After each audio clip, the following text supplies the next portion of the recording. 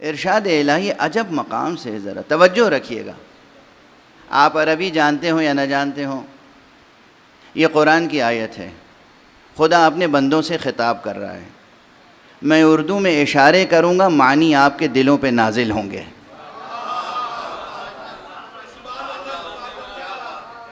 دیکھیے ارشاد الہی ہے، اب وہ معنی نازل ہوں گے اور میں اشارہ کروں گا، پھر اس کی بھی وضاحت کر دوں تھوڑی سی.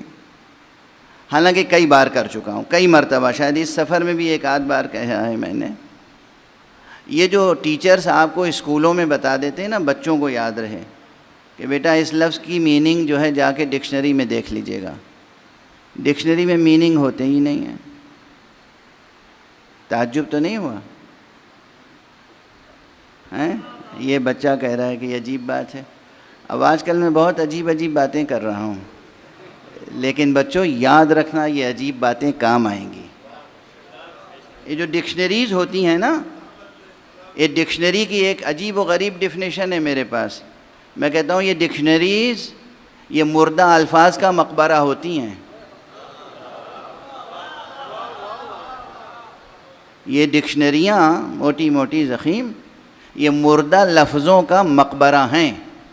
یہ تو کوئی زندہ شاعر، زندہ ادیب، زندہ خطیب ہوتا ہے جو وہاں سے کوئی لفظ اٹھاتا ہے اور اس میں روح ڈال دیتا ہے.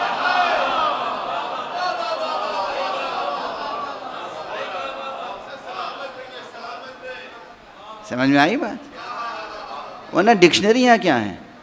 ڈکشنریاں مجھے یعنی اب رضویہ سوسائٹی میں مجلس ہو رہی ہے، اس سوسائٹی نے کتنے شعراء و ادباء کو اپنی آغوش میں پالا ہے، تو یہاں یہ جملے یقیناً آپ حضرات کے کام کے ہیں اور یاد رہیں گے اور بچوں کو یاد رہیں گے. ڈکشنری میں مردہ لفظ ہیں. جب یہ لفظ وہاں سے اٹھا کے کوئی زندہ شاعر، قادر الکلام، کوئی زندہ ادیب، کوئی زندہ خطیب، کوئی زندہ فنکار اس لفظ میں روح ڈال دیتا ہے تو وہ لفظ زندہ ہو جاتا ہے. تو ایک تو یہ بات یاد رکھیے گا. دوسری بات یہ یاد رکھیے گا کہ ڈکشنری میں معنی نہیں ملتے. دیکھیے آپ مجھے بہت توجہ سے دیکھ رہے ہیں کہ یہ کیا کہنے والے ہیں. یہ کوئی چیستہ ہے، کوئی پہیلی ہے. فرض کی اب یہ مثال دے چکا ہوں، لیکن یہ مثال ایسی ہے جو دل میں بیٹھ جائے گی، ہمیشہ یاد رکھیں گے آپ.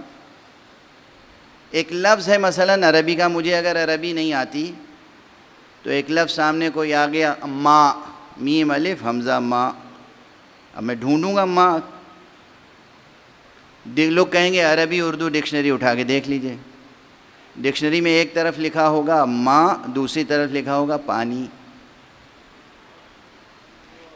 پے الف نون یہ پانی. یہ ماں میم الف حمزہ یہ بھی لفظ ہے،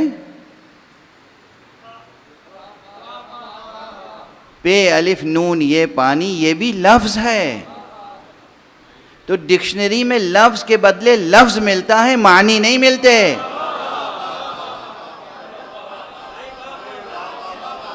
آج دیکھیے بس واہ واہ کر کے بھلا نہ دیجیے گا، اسے یاد کیجئے، یاد رکھیے، رجسٹر کیجئے یہاں کہ ڈکشنری میں معنی نہیں ملتے. معانی جہان معانی میں ہوتے ہیں. جہان لفظ الگ ہے، جہان معنی الگ. یعنی کیا؟ اب بھائی پے الف نون یہ پانی یہ اردو کا لفظ ہے یا نہیں ہے؟ اگر کسی کو عربی نہ آتی ہو، اردو ہی آتی ہو، اس کے سامنے لفظ پانی استعمال کیا جائے اور وہ عربی میں ڈھونڈنا چاہے اس کے معنی، تو اردو عربی ڈکشنری دیکھے گا. تو اب پہلے کالم میں لکھا ہوگا پانی اور دوسرے کالم میں لکھا ہوگا ماں. یہ جو پہلے معنی تھا وہ اب لفظ بن گیا.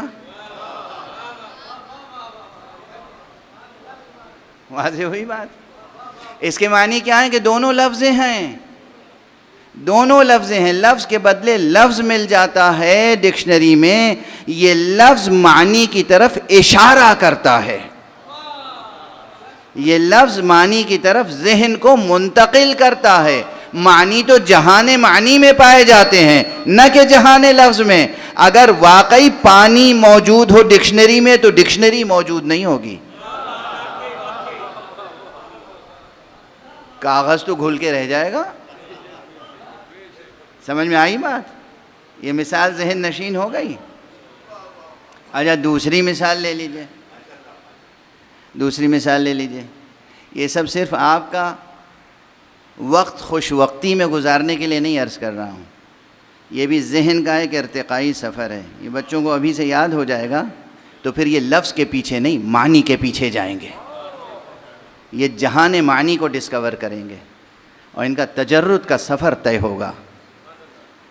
میٹر سے ایبسٹریکٹ ورلڈ کی طرف سفر طے کریں گے آپ۔ دوسرا لفظ مثلا نار، نون الف رے، نار عربی کا لفظ ہے، لفظ ہے نون الف رے، اس کو کمپلیٹ کر دوں؟ وہ ماں اور پانی والی بحث، میم الف حمزہ، یہ ماں لفظ ہے عربی کا، پانی پہ الف نون، یہ پانی یہ لفظ ہے اردو کا۔ اصل پانی کی حقیقت کیا ہے؟ وہ H2O،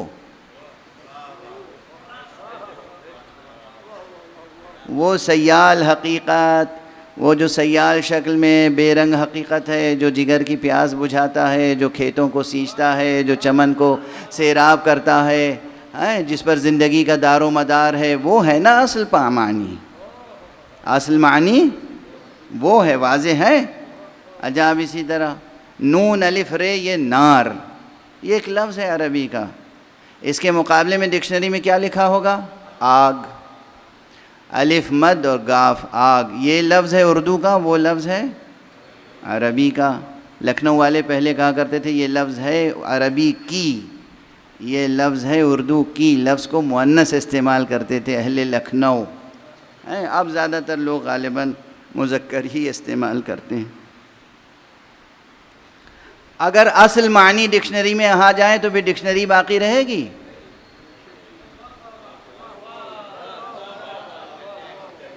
ڈکشنری میں آگ آ جائے تو ڈکشنری باقی رہے گی؟ ڈکشنری باقی، کاغذ سب جل کے راکھ ہو جائیں گے۔ تو کیا معنی؟ یہ بات سمجھ میں آ گئی اچھی طرح؟ ڈکشنری میں لفظ کے بدلے لفظ ملتا ہے، معنی نہیں ملتے۔ ہاں ہم اس لفظ کو جو معنی کی طرف اشارہ کرے اس کو بھی از راہ مجاز معنی کہہ دیتے ہیں، نہ کہ از راہ حقیقت، اسباب حقیقت نہیں، اسباب مجاز۔ تیسری بات، ایک اور مثال دے دوں آج۔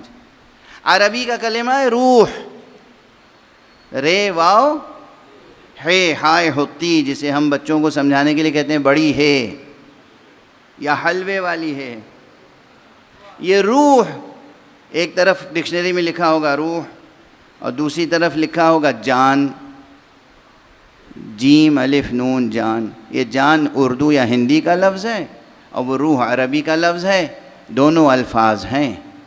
روح ڈکشنری میں نہیں، روح تو آپ کے جسم میں ہے۔ واضح ہو گئی بات؟ اب واضح ہو گئی بات کہ معنی ڈکشنری میں نہیں ملتے، لفظ کے بدلے لفظ ملتا ہے۔ اچھا جیسے معنی ڈکشنری میں نہیں ملتے، ویسے ہی حقائق علم کتابوں میں اور عبارتوں میں نہیں ہوتے۔ حقائق علم عبارتوں میں لفظوں میں نہیں ہوتے۔ حقائق علم تو اس عالم و علیم و خبیر کے اشارے پر ہوتے ہیں۔ میں اس نے اسی لیے بس اسی جملے تک پہنچانے کے لیے کہا تھا کہ آپ عربی سے واقف ہوں یا واقف نہ ہوں، میں اردو میں اشارے کروں گا، معانی آپ کے دل پہ نازل ہوں گے، اگر مشیت رب ہوئی، اگر مشیت الہی ہوئی، کیونکہ اللہ سبحانہ و تعالیٰ کے لطف و کرم پر منحصر ہے کہ وہ کس کے دل پر معانی کو نازل کرتا ہے، وہ کس کے دل میں نور علم ڈالتا ہے۔ سرکار رسالت مآب شہر علم حضرت محمد مصطفیٰ صلی اللہ